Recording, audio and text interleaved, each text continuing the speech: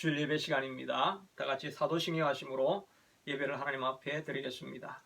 전능하사 천지를 만드신 하나님 아버지를 내가 믿사오며 그 외아들 우리 주 예수 그리스도를 믿사오니 이는 성령으로 잉태하사 동정녀 마리아에게 나시고 본디오 빌라도에게 고난을 받으사 십자가에 못 박혀 죽으시고 장사한 지 사흘 만에 죽은 자 가운데서 다시 살아나시며 하늘에 오르사 전능하신 하나님 우편한 자 계시다가 저리로서 산자와 죽은 자를 심판하러 오시리라.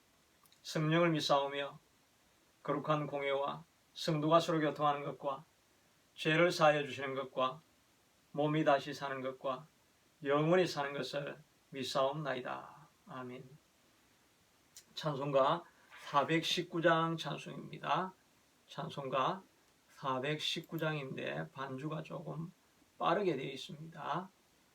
찬송가 419장입니다. 조금 빠르게 부르셔야 됩니다.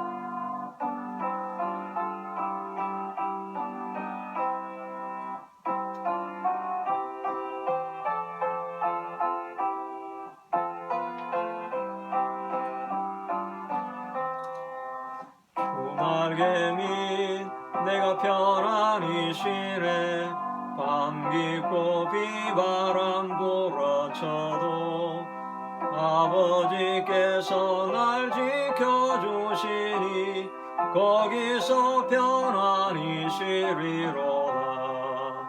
주 날개 및 평안하다 그 사랑권을 자니뇨.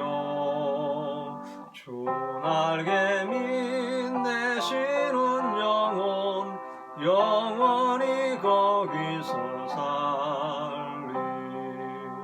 주 날개 및 나의 피난처되니 거기서 쉬기를 원하노라. 세상이 나를 위로치 못하나 거기서 평화를 누리리라. 주 날개 및 평안하다 그 사랑권을 자니뇨. 주 날개 및 내쉬는 영혼 영원히 거기서 살리.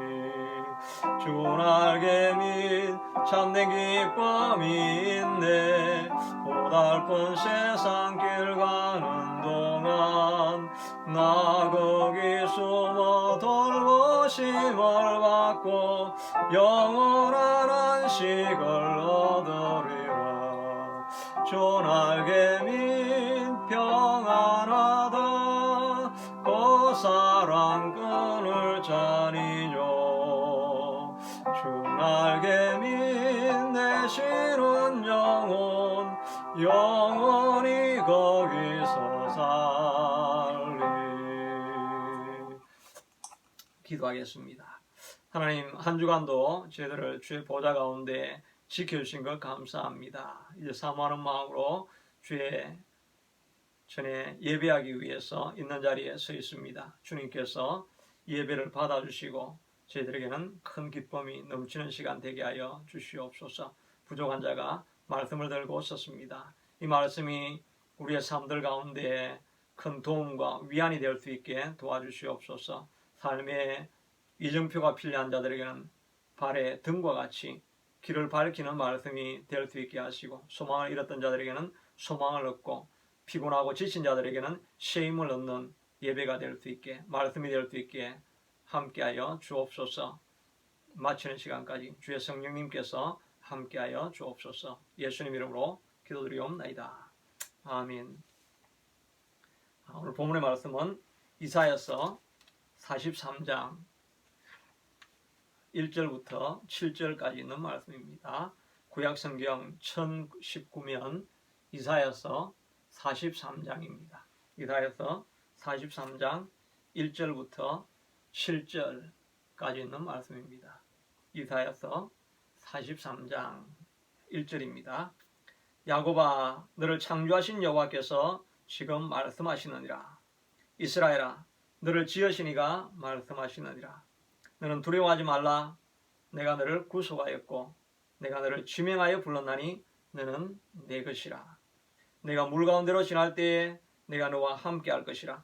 강을 건널 때에 물이 너를 침몰하지 못할 것이며 내가 불 가운데로 지날 때에 타지도 아니할 것이요 불꽃이 너를 사르지도 못하리니 대전하는 여호와 내 하나님이요 이스라엘의 거룩한 이요 내 구원자임이라.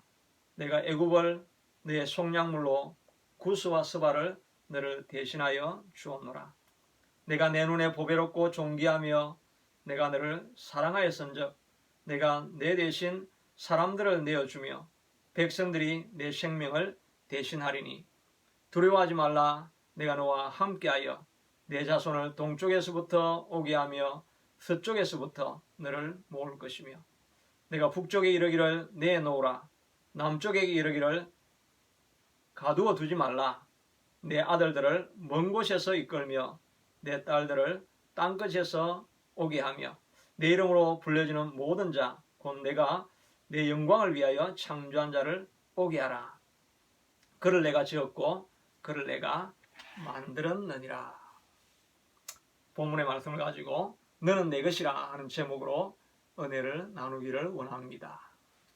제가 동물 프로그램을 가끔 보게 되는데 거기에 보면서 코끼리에 대해서 하나 새로운 것을 배우게 된 것은 이들은 다 공동체로 살아간다는 것입니다.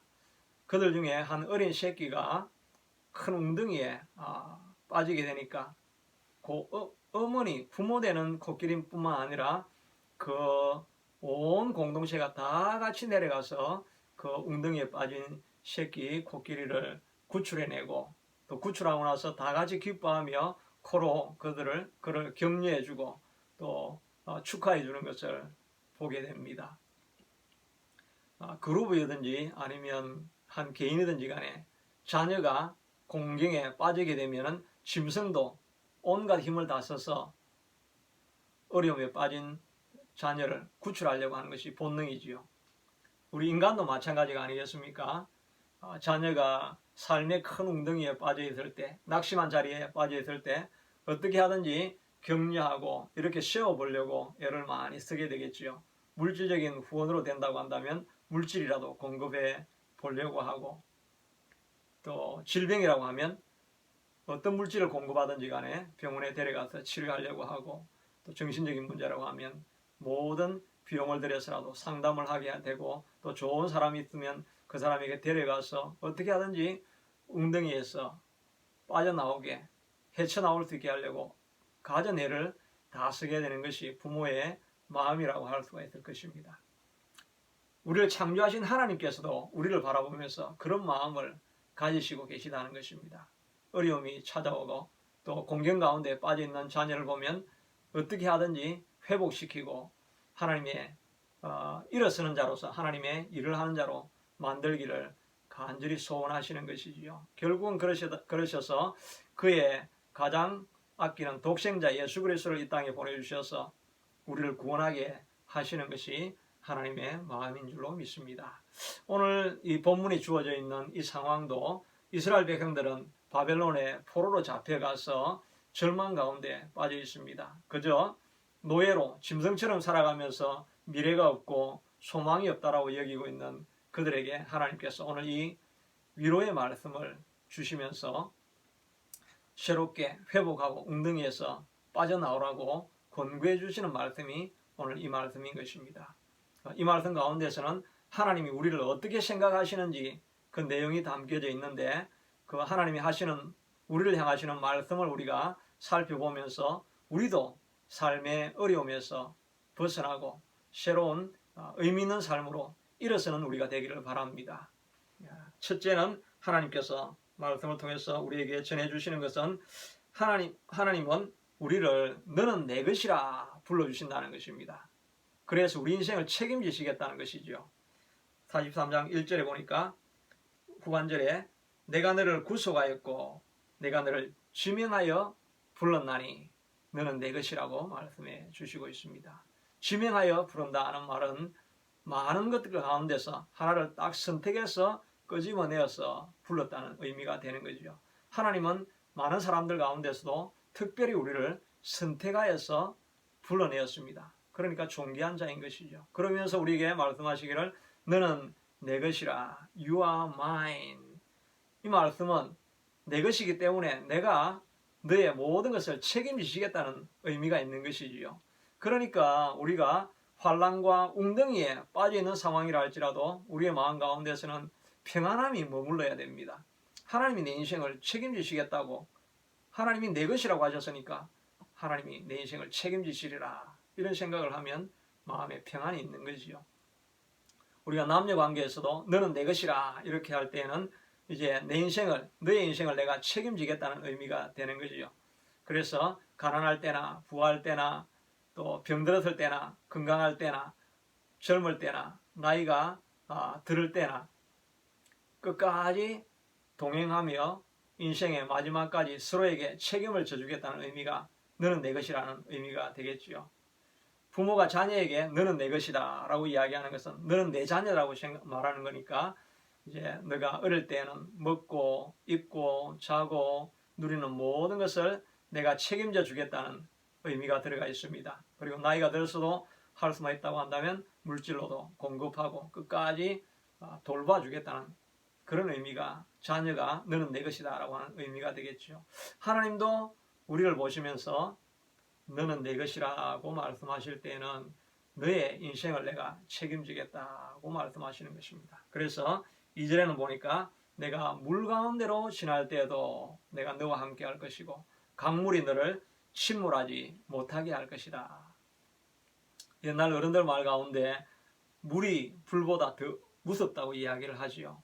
불은 태우고 나면 집터라도 남는데 물은 한번 지나가고 덤남하게 되어지면 집터까지 다 사라진다고 하는 말씀을 우리가 들은 것을 저도 기억하고 있습니다. 그렇게 무서운 물이 찾아온다 할지라도 하나님은 너와 함께 있어서 결코 침몰하지 않게 해주시겠다고 말씀해 주십니다.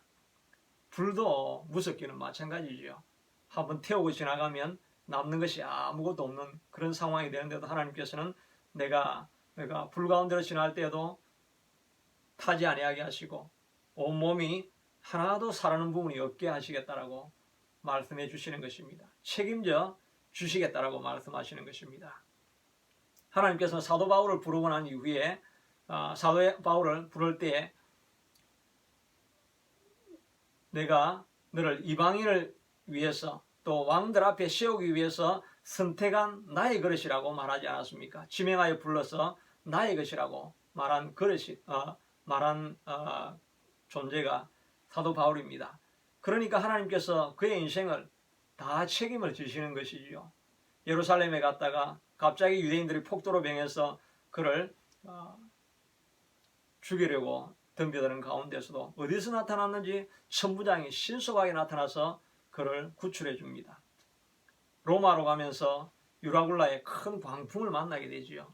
그 가운데서 살 소망이 다 끊어진 상황 가운데서도 하나님은 바울에게 나타나셔서 너가 가이사 앞에 서야 할 것이라고 하면서 그의 인생을 책임지고 사도 바울 때문에 276명이라고 되는 그 선원들이 다 살아남게 보살펴 주셨습니다.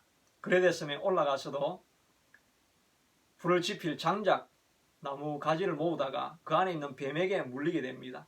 그 지역에 있는 뱀이 독이 많기로 유명하였습니다. 물리면 거의 몸이 부풀고 부어서 식은땀을 흘리고 몸을 떨면서 금방 죽어야 정상입니다. 그런데 바울은 그냥 털쳐버리니까 뱀이 떨어져 나가고 그의 몸에 아무런 변화와 이상이 없는 것입니다. 독을 마실지라도 상하지 아니하겠다는 약속, 그걸 하나님께서 보장해 주시는 것이지요.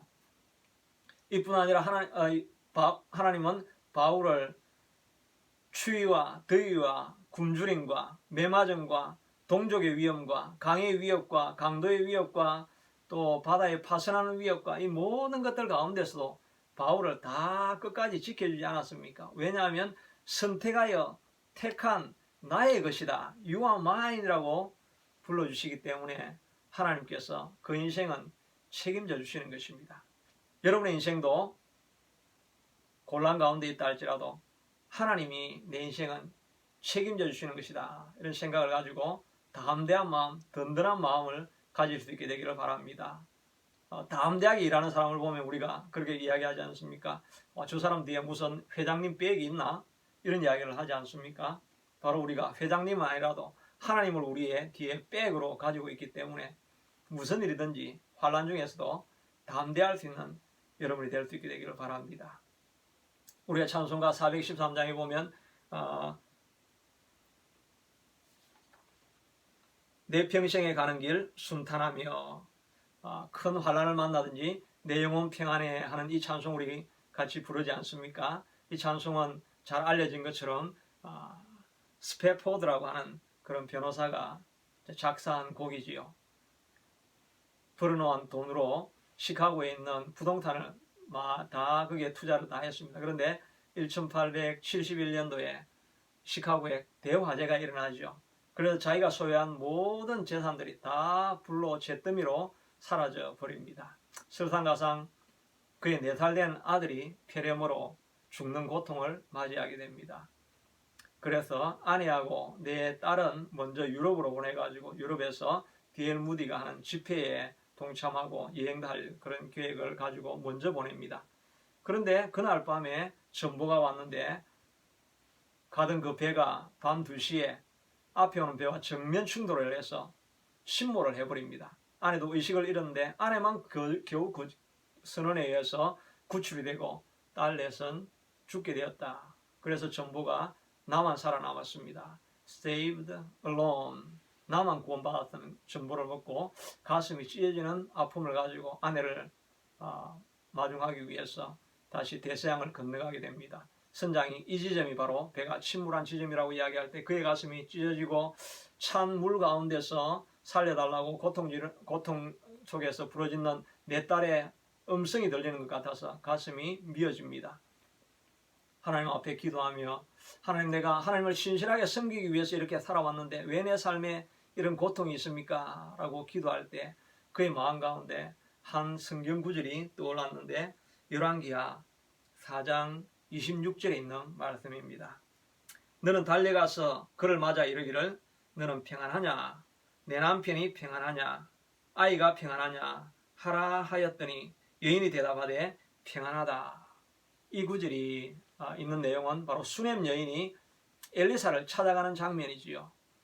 엘리사가 그의 섬김에 보답하는 마음으로 자녀를 생산하게 해주었는데 그 자녀가 갑자기 들어있다가 머리가 아프다고 하더니 자기 무릎을 베고 죽어버린 것입니다. 이 황당한 상황을 맞이하면서 그가 헬몬산에 있는 엘리사를 맞으러 나아갑니다. 엘리사는 영안이 열려서 그가 오고 있는 것을 이미 보았지요.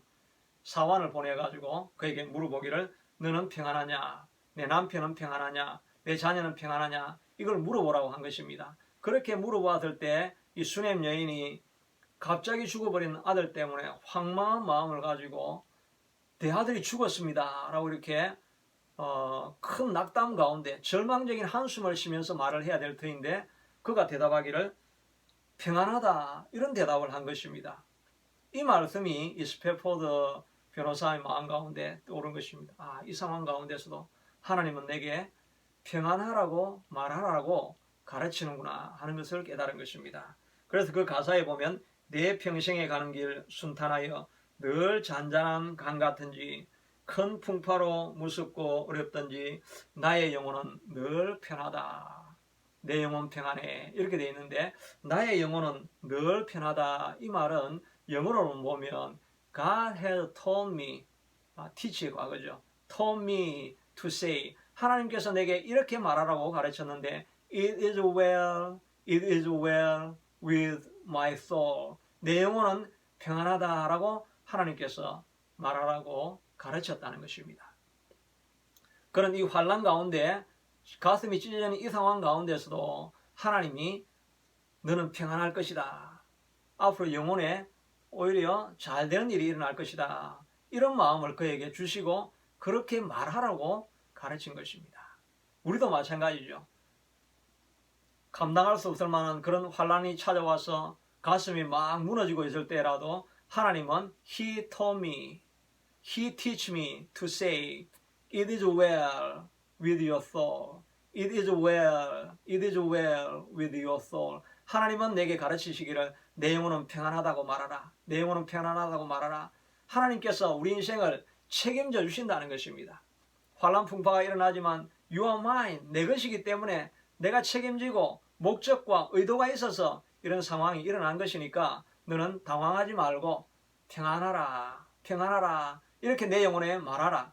그래서 진정한 평안을 누리라고 말씀해 주시고 있는 것입니다. 여러분이 어떤 환난의 과정, 어둠의 터널을 지나가고 있든지 웅덩이에 깊은 웅덩이에서 부러지고 있든지 하나님께서 우리에게 가르쳐 주시는 것은 내 영혼 평안해, 내 영혼은 평안하다라고 외치라고 가르치시는 것입니다. 이 말씀을 믿고 그렇게 선함으로 말미암아 하늘로부터는 진정한 평안을 웅덩이 가운데서도 또 환난 가운데서도 경험하는 여러분이 되시기를 축복합니다. 둘째는 하나님은 우리를 특별히 존귀하고 가치 있는 존재로 불렀다고 말씀해 주시는 것입니다. 4절에 보니까 이스라엘아 내가 내 눈에 보배롭고 존귀하며 내가 너를 사랑하였은즉 내가 너 대신 사람들을 내어주며 백성들이 내 생명을 대신해 주실 것이다. 내가 너무나 보배롭고 존귀하기 때문에 하나님은 내 생명을 구원하기 위해서 다른 백성을 내어주고 다른 사람을 내어주어서 너를 구속할 것이라고 말합니다. 3절에는 더욱더 민족까지 내어주겠다고 말씀하고 있습니다. 3절 후반에 보니까 내가 애굽을 너의 속량물로 구스와 스바를 너를 대신하여 주었노라. 너를 구속하기 위해서 내가 애굽도 포기하였고 구스, 에디오피아도 포기할 수 있고 스바 왕국도 내가 포기할 수 있다. 그만큼 우리가 하나님 앞에서는 참으로 존귀한 자라고 말씀해 주시고 있는 것입니다. 이스라엘 백성들은 지금 포로로 잡혀가서 노예 생활을 하니까 미래가 없는 삶을 살아가면서 자기의 자존감이 다 떨어져 있을 것입니다. 우리는 노예로 주인이 가라고 하면 가고 멈추라면 멈추고 돌아오라면 돌아오라고 오고 그저 인생에 의미 없이 소망이 없이 시키는 대로 살아가는 부족한 존재라고 생각하고 있을 때 하나님께서 그렇지 않다. 너는 보배롭고 존귀한 자인데 마치 너를 구속하기 위해서 애굽 땅도 구스 땅도 포기할 만큼 너는 내게 참으로 존귀한 자라고 말씀해 주시고 있는 것입니다. 스바냐 3장 17절에 보면 우리가 잘 알려진 구절이죠. 그게 이 가사가 복음성가라도 지어져 있지 않습니까? 그가 너로 인하여 기쁨을 이기지 못하시며 너를 잠잠히 사랑하시며 즐거이 부르며 기뻐하시리라. 하나님께서 우리를 얼마나 기뻐하셨던지 그 기쁨을 이기지 못하여서 우리 이름을 부르며 즐거워하시리라고 말씀하고 있는 것입니다. 우리도 이 땅에서 여러 번 실패하거나 좌절하는 경험들을 많이 하고 비방하는 이야기를 듣고 비난하는 이야기를 들으면 우리 자신이 너무나 비참하게 보잘것없는 인생으로 보일 때가 있지요. 나는 해도 아무것도 안 되는구나. 내가 남길 수 있는 것이 무엇인가. 이런 생각이 들 때가 있습니다. 그러나 하나님께서는 여러분을 부르시기를 내가 너를 선택하여 불렀고 너는 내 것이다. 너는 보배롭고 존귀한 자이다 라고 말씀해 주시는 것입니다. 이 말씀을 우리가 정말 마음으로 경험하기 시작할 때 우리의 삶이 정말 존귀하게 되는 것을 경험하게 됩니다. 그냥 이 말을 그냥 말로만 듣는 것이 아니라 내가 하나님께서 친히 하시는 음성으로 감동으로 들을 때가 있지요. 우리가 하나님 앞에 절망 가운데 부르짖을 때 하나님께서 눈물 가운데 들려주시는 그런 음성들이 있죠.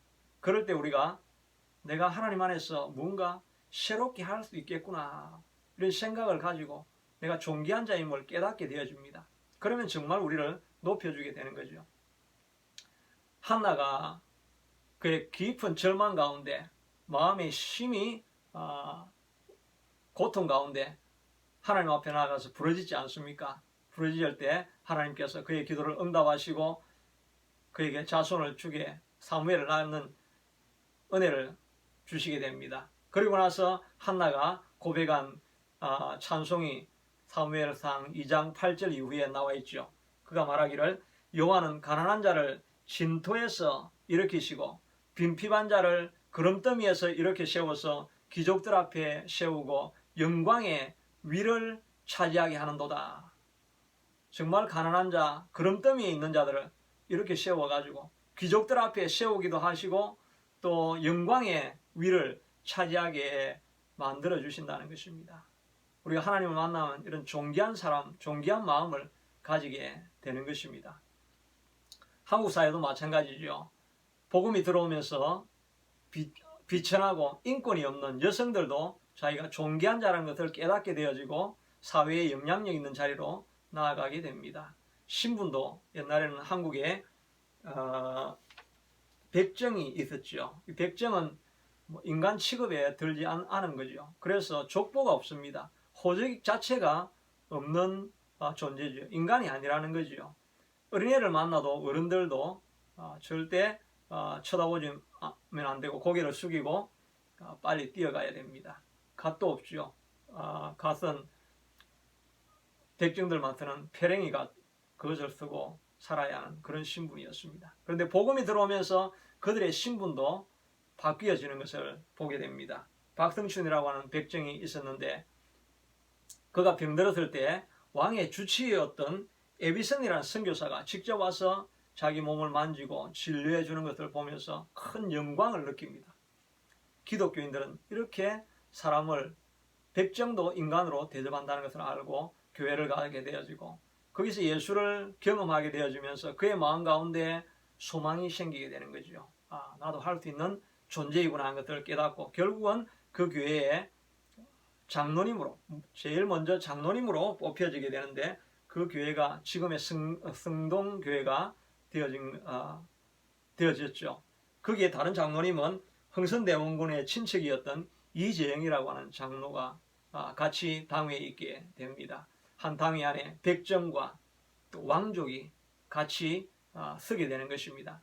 하나님께서 빈핍한 자를 구름더미에 이렇게 세워주셔서 존귀한 자의 영광의 위에 앉게 해주시는 것입니다. 하나님을 정말 만나게 되면 이런 역사가 일어나게 되는 것입니다. 교회가 바로 사람을 이렇게 변화시키는 곳입니다. 가난하고 절망한 자, 소망이 없는 자가 교회당에 나와서 하나님을 만나면 이렇게 존귀한 자리로 올라가게 만드는 것이 바로 교회가 하는 일이지요. 그러나 오늘날 교회 가운데는 이런 이적과 이런 변화와 간증이 많이 사라져 버렸습니다. 무엇보다 예배가 하나님을 만나는 자리가 되지 못할 때가 많이 있습니다. 형식적으로 예배를 드리다 보니까 예배를 드리고 나서도 클클한 마음이 그대로 남아있고 내 삶에 감동을 주는 메시지가 없고 내 삶을 변화시키는 성령의 터치가 예배 가운데 일어나지 않으니까 자기가 존귀한 것을 깨닫지 못하게 되는 것이죠. 그래서 어느 교회는 보니까 물론 젊은이 교회니까 가능했겠지만 예배를 7시간 드리는 교회가 있더라고요. 2-3시간 정말 뛰고 굴리며 하나님을 마음껏 입 벌려 찬양을 하고 그리고 나서 메시지를 1시간, 1시간 반 듣고 또 나머지 2시간 정도를 기도하고 그렇게 예배를 완전히 몰입이 될 때까지 드리고 나니까 그 가운데 눈물이 있고 통곡이 있고 회개가 있고 하나님의 만지심을 예배 때마다 느끼게 되는 것입니다. 그러니까 교회 그 세면 바닥에 눈물이 흥건하게 드리는 그런 예배를 드린다고 합니다. 그런 만남이 있을 때 하나님의 음성을 듣고 자기가 존귀한 자라는 것을 깨닫게 되어지고 신분의 변화가 일어나고 절망한 자들이 소망을 얻는 것이 되는 거죠. 바로 이것이 예배의 진정한 모습이 되어야 하지 않겠습니까? 저는 이런 예배를 꿈꾸고 이런 교회를 꿈꾸고 있는 것입니다. 우리도 간절한 마음으로 예배를 통해서 하나님을 만나기를 소원합니다라고 하는 열정을 가지고 나올 때 하나님은 여러분들을 구름더미에서 이렇게 세워서 귀족들 위에 앉게 하시고 가난한 자를 빈핍한 곳에서 이렇게 세우시고 영광의 위를 차지하게 하실 것입니다. 이런 소원을 하나님 앞에 아뢰며 예배할 수 있게 되기를 바랍니다. 셋째는 하나님은 우리를 영광을 위해서, 하나님의 영광을 위해서 창조하였다라고 말씀하고 있습니다. 오늘 1절에 보면 야곱아 내가 너를 창조하였고 이스라엘아 내가 너를 지명하여 불렀다라고 말하고 있습니다. 내가 너를 조성하였다라고 말씀하고 있습니다. 그리고 또 7절에 내려가면 내가 너를 만들었다라고 이야기하는데 영어로는 create, 그 다음에 form, 그리고 나서 made. create는 이 점진적인 모습이죠. 그냥 형체를 만들었다가 그 안에 디테일하게 이 모든 것을 내가 form해서 형성해 놓았고 그 다음에 그걸 내가 완성했다, 이런 의미가 되어집니다. 다윗은 그것을 좀 더 상세하게 말하기를 시편 139편 13절에 주께서 내 내장을 지으시며 나의 모태에서 나를 만들었다. 이 나를 만들었다라고 하는 이 영어 표현을 보니까 knit라고 했더라고요. 니팅하는 거, 뜨개질 하는 거죠. 하나님께서 우리의 오장육부를 뜨개질을 해서 다 만들었다는 것입니다. 뜨개질을 할 때는 한 뼘 한 뼘 목적을 가지고 목적을 향해서 달려가게 되죠. 모자를 만들려고 할 때, 장갑을 만들려고 할 때, 또 이 목 타올을 만들려고 할 때, 양말을 만들려고 할 때 그 뼘 뜨는 방향이 달라지죠. 다른 목적을 가지고 한 뼘 한 뼘 떠가는 것입니다. 하나님께서도 우리를 만드실 때 목적을 가지고 한 개인마다 서로 다른 모양으로 만들어 가시는 것이죠. 다른 성품을 가지게 만드시고 다른 얼굴 모습을 가지게 만드시고 다른 기능을 할 수 있는 사람으로 만드시고 서로 다른 목적을 가지고 만드는 것입니다. 그러니까 자기 목적에 맞는 삶을 살아가면 사람이 행복하게 되지요. 만약에 그분을 목수가 되게 만들었는데 어부를 시켜놓으면 굉장히 고통스러운 삶을 살게 되는 거죠. 운동을 잘할 수 있는 사람을 만들어 놓은 걸 공부하라고 자꾸 시키게 되면 고통스러운 삶을 살게 되는 거죠. 하나님께서 내게 만들어주신 목적을 잘 알고 그 목적을 따라서, 결을 따라서 살아가면 가난하든지 부하든지 그 삶이 행복하고 재미있는 삶이 되는 것이지요. 우리는 이 목적을 무시하고 그냥 모두가 1등이 되고 공부 잘하는 사람, 모두가 성공하는 사람만 만들려고 하니까 다른 목적이 맞지 않는 나머지 99%는 다 불행한 삶을 사는 모습을 보기도 합니다.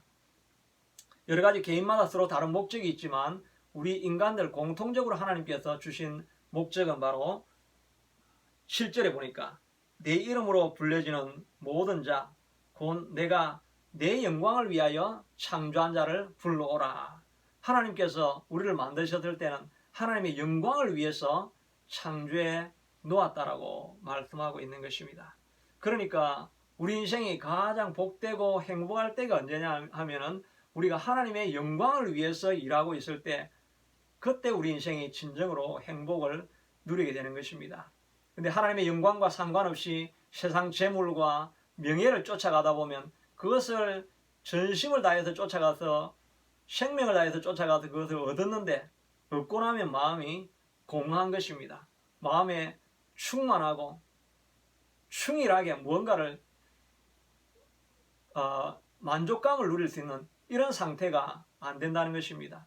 왜냐하면 인간의 목적이 하나님의 영광을 위해서 창조해 놓았는데 영광을 위해서 살고 있지 않으니까, 자기 본질을 향해서 달려가지 않으니까 그 외의 길로는 어떤 것으로도 우리 인생을 만족시켜 줄 수가 없다는 것입니다. 어떤 한 땅끝의 정인들이라고 하는 그 동영상을 보니까 선교사들의 사역들을 다루고 놓고 있는 것인데, 그리스에서 선교하시는 한 분은, 그리스는 뭐 우리가 보기에 선교지라고 안 여기지는 그런 땅이죠. 그런데 거기에 집시촌, 빈민촌이 있는데 이들이 떠돌이 생활을 하면서 가난과 거짓과 범죄가 가득한 땅입니다.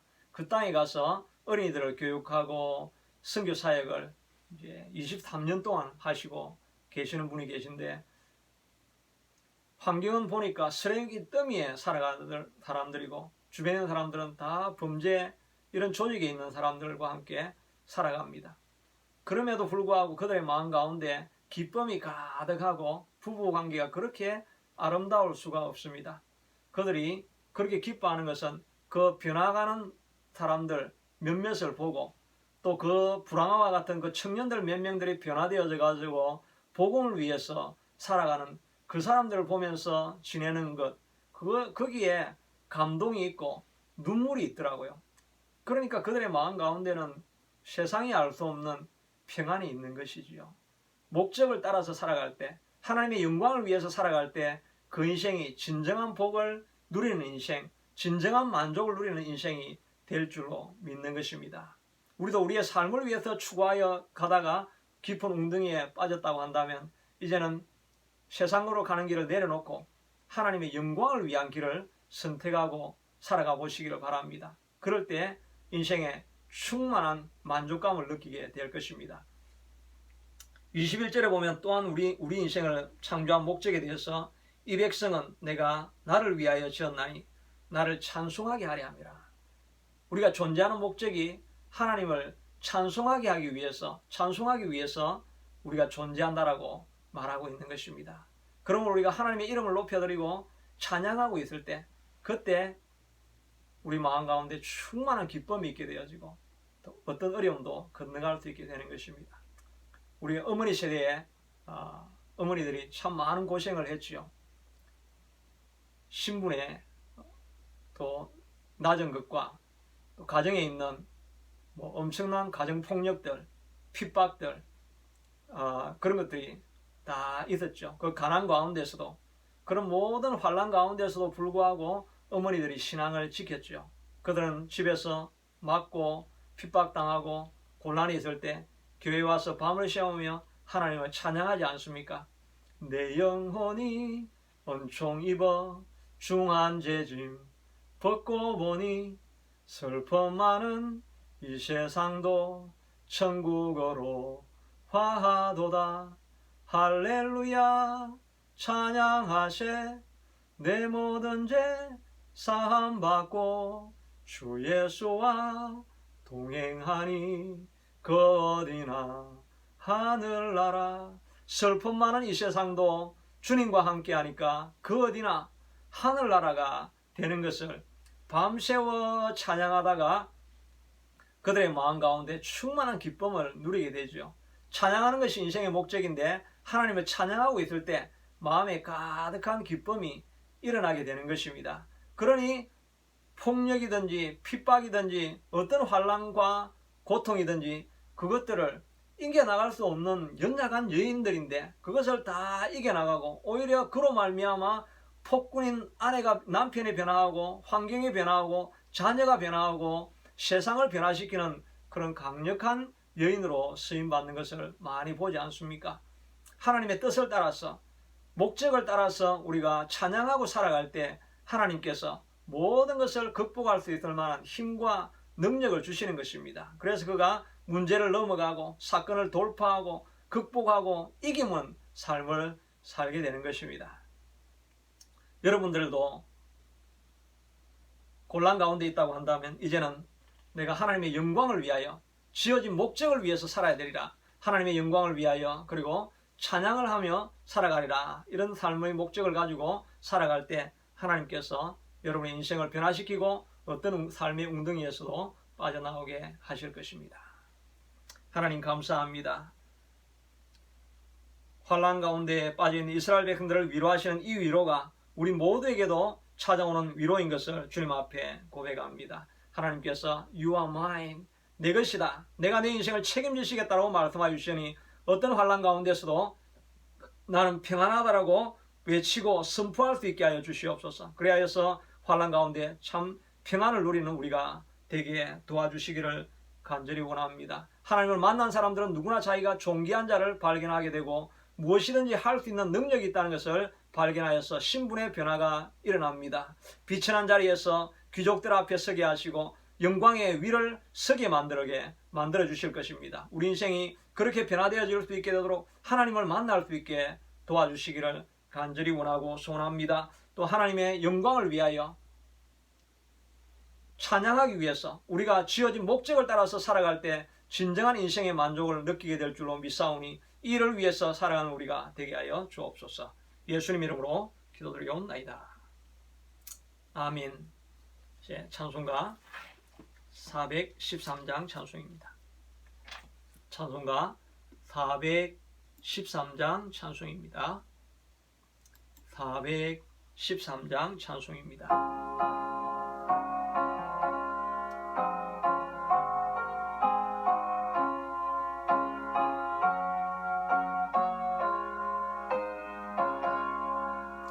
내 평생에 사는 길 순탄하여 널 잔잔한 강 같은지 confung 바로 무섭고 어렵던지 나의 영혼은 널 편하다.